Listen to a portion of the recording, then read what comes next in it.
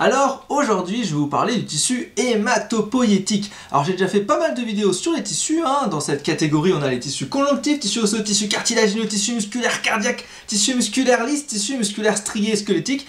Là on est dans le tissu hématopoïétique, alors comme c'est un chapitre relativement long, je vais faire deux vidéos. Une première vidéo où je vais parler des éléments figurés du sang, et deuxième vidéo je vais parler de l'hématopoïèse. Et puis ensuite il restera à faire le tissu nerveux, je le ferai un petit peu plus tard, vous inquiétez pas. Alors, j'ai déjà dit, on va faire donc dans cette première vidéo les éléments figurés du sang. Ben écoutez, c'est parti. Alors concrètement, je vais vous mettre une petite planche, et surtout on va essayer de regarder avec cette image justement les éléments figurés du sang. Alors ce qu'on remarque, c'est que le sang, on connaît, quand on a une plaie, on sait à quoi ça ressemble, c'est tout rouge, d'accord? À quoi c'est dû? On va essayer de voir ça, tout ça en détail. Alors concrètement, vous savez que le sang circule dans des vaisseaux sanguins, que en moyenne, on a environ 5 litres de sang, alors ça dépend des individus. Chez la femme, c'est un peu moins, c'est-à-dire qu'on est entre 4,5 à 5,2. Chez l'homme, ça va aller de 5,5 jusqu'à même 6,2, ça dépend même quand on est très sportif ou quand on est très grand, voilà, on a beaucoup plus de sang, voilà, c'est tout à fait logique. Alors il faut savoir que le tissu hématopoïétique, je vais vous l'écrire, je vais essayer de ne pas faire de faute parce que c'est quand même un mot pas si simple, hématopo. Alors le i il est là, voilà, c'est ça, comme ça, exactement. Je fais toujours des fautes sur ce petit truc là. Alors il faut savoir, si vous ne savez pas, l'hématologie, c'est la classe liée au sang, les pathologies du sang. Là on parle de l'hématologie, c'est vraiment quelque chose que j'adore. Et je vous ferai des vidéos bien sûr sur cette thématique, mais sur plein d'autres thématiques, mais ça viendra un peu plus tard. Alors tissu hématopoïétique, il faut savoir que c'est un tissu qui dérive en fait du tissu mésenchymateux, d'accord? Donc tissu mésenchymateux. Ça, c'est important à savoir. D'accord? Donc, c'est un tissu mésenchymateux. Par contre, il est fluide. C'est un peu particulier. Alors, là, je vous ai mis une petite image. On va essayer de regarder un peu à quoi ça ressemble. Qu'est-ce qu'il y a dedans? Alors, concrètement, on voit qu'il y a un fluide un peu bizarre. Alors, je vais essayer de l'entourer. Ce machin-là, là. Voilà. Voilà. Tout ça qui est en jaune, un peu orange. Voilà, tout ça. Ça va être le plasma. D'accord? C'est le plasma. C'est un liquide. On va voir ce qu'il y a dedans. Ensuite, on a les éléments figurés du sang. Donc là, on voit des hématies, qu'on appelle aussi des globules rouges, qu'on appelle aussi des érythrocytes. Voilà. On verra tous les mots après. Ensuite, on a... alors, c'est un peu discret. On a ici, là, un peu caché, c'est des plaquettes. Okay, des plaquettes. Donc, on appelle aussi thrombocytes, d'accord, qu'on peut appeler comme ça. Et puis, on a toute une série d'autres types de cellules. Ça, c'est la classe des leucocytes, c'est-à-dire les globules blancs. Voilà. Mais on va voir ça en détail, ne vous inquiétez pas, tout va bien se passer. Alors je rappelle l'intérêt du sang, globalement avec les hématies pour transporter l'oxygène d'un endroit à un autre, en général vers les tissus, et de récupérer le CO2 pour l'évacuer à travers les poumons. On verra ça aussi en physiologie en détail, tout ça. Alors concrètement, de quoi est composé notre sang? Je vous propose de faire un petit schéma très simple pour qu'on comprenne un peu les mécanismes et tout ce qu'il y a dedans. Alors on a le sang. Voilà, on a le sang. Dans le sang, on va avoir deux grandes catégories. Première catégorie, le plasma. Deuxième catégorie, ce qu'on appellera les éléments figurés du sang. Voilà. Alors il faut savoir que le plasma correspond à peu près à 55%, alors que les éléments figurés, 45%. Voilà, en termes de proportion. Mais maintenant, il y a encore plein d'autres choses là-dedans. Alors, dans le plasma, vous avez à 92% environ de l'eau. Donc 92% de ce plasma comporte de l'eau. Voilà. Et puis ensuite, ça va être des solutés. Donc le reste, c'est-à-dire 8%, ce sera des solutés. Alors, bien entendu, ce qu'on va retrouver en termes de solutés, ça va être des protéines. Voilà, les protéines qui vont être à peu près à 89%, 89-90%, ce sera des protéines. Alors, les protéines que vous devez connaître au niveau du sang, ce seront les protéines de type fibrinogène, j'en parlerai un tout petit peu après. Après, vous avez la globuline, alpha-globuline, etc. Vous avez, bien entendu, l'albumine à connaître. Voilà, donc ça fait partie des petites molécules à connaître, fibrinogène, globuline, albumine, ça c'est les protéines les vraiment principales au niveau de notre système sanguin. Et ensuite, on va avoir les autres types de solutés qu'on appellera généralement, par exemple, tout ce qui va être lié à la nutrition, nutriments et minéraux. Les nutriments, les minéraux. Voilà, ça peut être d'autres choses, ça peut être des gaz, ça peut être des vitamines, voilà, ou alors même des déchets cellulaires. Voilà, voilà un peu le reste. Très bien. Alors, ça c'est la partie plasma. Maintenant on va aller au niveau de la partie éléments figurés. L'élément figuré, donc on va retrouver des globules rouges, d'accord, qui va servir à transporter l'oxygène, transport d'oxygène. Voilà. Ensuite on va retrouver les globules blancs, qui vont représenter donc du coup toute une classe, je vais vous expliquer ça après, donc là qui est liée à la défense immunitaire, donc là c'est l'immunité. Et enfin, on va avoir les plaquettes, voilà, les plaquettes, et donc là ça va servir à l'hémostase, on va voir ça aussi après pour vous expliquer un peu qu'est-ce que c'est. Et bien ça va être un peu le plan du cours, c'est-à-dire que l'idée, on a le sang, on a le plasma, on a les éléments, on a les éléments figurés, on va voir tout ça, voilà, tranquillement. Alors, première chose, lorsqu'on veut faire, vous avez tous fait au moins une fois donc un bilan sanguin, donc une prise de sang. Lorsqu'on fait une prise de sang, on va utiliser une machine qu'on appelle un hémogramme, donc une machine à hémogramme qui permet de faire ce qu'on appelle une numération de formules sanguines, et qui permet justement de quantifier les éléments figurés du sang. Donc on va faire à partir de cette machine-là, on va pouvoir déterminer la quantité en globules rouges, en globules blancs, en plaquettes, et puis des sous-unités, je sais pas trop comment on pourrait dire ça, mais en gros il y a plein de petits calculs, mais ça je vous détaillerai ça dans d'autres cours. Là c'est pas l'objet de cette vidéo, je pense que c'est même pas le but. Alors il faut savoir que c'est le pharmacien biologiste qui fait ce genre de manipulation, et qui est le seul, médecin biologiste et pharmacien biologiste sont les seuls à pouvoir donner en fait un diagnostic à la fin, en tout cas vérifier, avec une étude cytologique, si tout va bien, c'est-à-dire que l'objectif, cette étude cytologique, c'est à travers un microscope, et là l'idée c'est tout simplement de vérifier s'il y a une anomalie cellulaire, voilà, tout simplement. Alors une fois qu'on a fait l'hémogramme, on peut faire aussi plein d'autres choses. On peut faire des études de plasma, donc là on va prendre par exemple un tube, voilà. On va le passer sous une forme de centrifugation, on va faire une centrifugation, on va avoir un culot de globules rouges, et puis ce qui va rester au-dessus, ça va être le plasma. Donc c'est super intéressant. Pourquoi? Parce que ça nous permet de calculer ce qu'on appelle l'hématocrite. L'hématocrite, c'est en fait le rapport entre le volume occupé par les globules sur le volume de sang total. Donc en gros, c'est le volume globulaire sur le volume de sang total. Voilà, bon ça c'est l'hématocrite. C'est si jamais vous avez des questions là-dessus, mais c'est peu probable en première année. Donc là, c'est le globule rouge, vous voyez, ils sont au fond. Ensuite, on va avoir donc les plaquettes, les globules blancs, puis ensuite le plasma. Alors le plasma, qui représente 55% du volume sanguin, je le rappelle, il est composé de plusieurs choses. On va avoir ce qu'on appelle le sérum et du fibrinogène. Alors c'est un truc qu'il faut faire super gaffe parce que c'est pas la même chose. Le sérum et le fibrinogène, c'est pas la même chose. Et on confond souvent plasma et sérum, parce que ça ressemble à peu près en termes de terminologie, mais c'est pas du tout la même chose.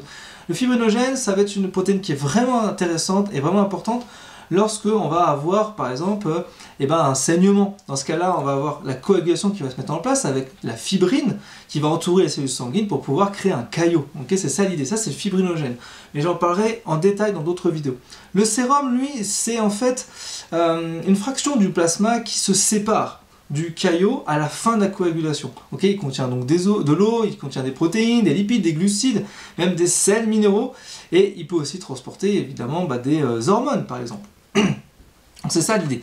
Alors, maintenant qu'on a compris ça, on va essayer d'aller dans le détail pour essayer de déterminer les éléments figurés. Alors là, je vais vous donner pas mal d'informations, mais il va falloir prendre détail par détail, et n'hésitez pas à noter, à vous arrêter sur la vidéo lorsque vous voulez prendre des notes, parce qu'il y a vraiment des choses importantes, très simples, mais qu'il faut pouvoir retenir. Alors première chose, c'est donc le globule rouge, qu'on appelle aussi érythrocyte ou hématie. Voilà. Alors, En général, on va pouvoir l'étudier au microscope à contraste de phase ou au microscope optique. On va faire ça sur un frottis. On peut faire une fixation, donc avec, par exemple, une coloration un peu particulière qu'on appellera la coloration de, je vais essayer de ne pas faire de faute, mais Grunwald Giemsa. Voilà, donc en fait c'est du MGG, voilà, c'est plus simple. Hein. Mais si jamais vous avez un QCM, on vous parle du nom, au moins vous le savez. Alors c'est intéressant parce que ça permet de voir plusieurs choses. Ok, ça va permettre de voir différents types de coloration. Donc je vais juste revenir vite fait sur les colorations, comme ça au moins je suis sûr que vous avez bien les éléments en tête. Ça va tout jouer ça, ok, pour pouvoir identifier les cellules. Donc vous avez le premier type de coloration, c'est le bleu de méthylène. Donc le bleu de méthylène, donc ça va donner quelque chose de plutôt basophile. Donc on dira basophile, ce sera plutôt bleu violacé, d'accord? Ensuite on va avoir du bleu d'azur. Donc là ça va être plutôt azurophile. Donc c'est plutôt pourpre. Et puis sinon on a l'éosine, qui là donnera quelque chose plutôt éosinophile. Voilà, ou acidophile. Donc là, ce sera plutôt orange. Voilà. Ok, là, on a les colorations. Maintenant qu'on a les colorations, on va pouvoir s'amuser avec, avec les cellules dans les microscopes. Alors, avant de commencer à décrire tout ça, je vais quand même parler un peu de l'érythrocyte. Alors, vous voyez, il fait 8 micromètres de diamètre et il a en fait au centre un diamètre qui est différent. Donc, on a 1 micromètre au centre et à l'extérieur, on aura 2 micromètres. Voilà, ça c'est important, ok? Il est un peu bombé. Alors on dit qu'il est biconcave. Faites super gaffe, piège de QCM, d'accord? Donc ça c'est plutôt pratique une fois qu'on connaît ça. Je vous le rappelle, il a cette couleur rouge parce qu'il est, il encaisse en fait énormément d'hémoglobine, d'accord? Et l'hémoglobine fixe l'oxygène, ok? Et avec l'hème, qu'on verra un petit peu plus tard, ça forme du coup la couleur rouge, ok? Par un système de rayonnement, quoi. Bon, on va pas aller dans les détails techniques là-dessus. Alors ce qu'il faut savoir, c'est qu'au microscope à contraste de phase, ou alors sur un fond noir, il va être foncé, il va être très réfringent, d'accord? Ça c'est QCM, souvent on tombe dans les QCM comme ça. Sur un frottis, au MGG, les hématies vont paraître plutôt acidophiles, d'accord, avec un centre plus clair qu'en périphérie. Alors ce qui peut être intéressant, c'est d'aller voir un peu dans le détail de cette membrane, ça va avoir un rôle important, capital, on va aller dans le détail. Alors paniquez pas, c'est pas une image que vous devez connaître, vous devez connaître quelques éléments clés, c'est tout. Première chose que vous devez connaître, je vais le remettre ici, ce sont des cellules qui sont anucléées. C'est-à-dire qu'elles n'ont pas de noyau. Ça, c'est super important, d'accord? Ça veut dire pas de noyau, pas de mitochondrie, pas de réticulum, pas de ribosome, pas d'appareil de Golgi, pas de lysosome, ok? C'est uniquement limité par une membrane plastique qui va contenir énormément de protéines avec un cytosquelette un petit peu particulier qui va donner justement cette particularité à cette hématie de pouvoir se déformer. C'est ça qui est pratique. Donc on a comme protéines que vous devez rapidement connaître, on a la spectrine, l'actine, les bandes 4 et l'anchyrine, d'accord? Vous les trouverez dans ce petit schéma, mais je vous ai dit, il n'est pas à apprendre par cœur, c'est juste à titre indicatif. Alors vous retrouvez également sur la membrane plasmique de l'hématie le système ABO, c'est-à-dire les groupes sanguins A, B et O, d'accord? Si vous voulez que je fasse une vidéo spécifique sur comment on détermine un groupe sanguin, n'hésitez pas à me le dire en commentaire de la vidéo, ok? Donc ça c'est pour la membrane. Alors rappelez-vous, j'ai dit tout à l'heure que le globule rouge contenait de l'hémoglobine. Donc l'hémoglobine, vous savez, c'est une protéine qui a en fait 2 chaînes alpha et 2 chaînes bêta. D'accord? Donc ça c'est ce qu'on appelle l'hémoglobine ABA1. D'accord? Donc ça c'est vraiment l'hémoglobine normale chez l'adulte. Alors, l'objectif du globule rouge, c'est de savoir faire pas mal de choses. Donc, première chose, il va permettre, via des enzymes, de pouvoir fournir de l'énergie. Donc, ça va lutter contre l'oxydation des ions ferreux, ça va apporter de l'énergie par rapport à sa forme biconcave, d'accord? Ça, c'est plutôt pratique. Et ça va permettre d'avoir des échanges transmembranaires et de maintenir, en fait, la conformation de l'hémoglobine. Ok, c'est ça l'idée. Alors, je rappelle, l'hématie, il a une durée de vie, une durée de vie de 120 jours.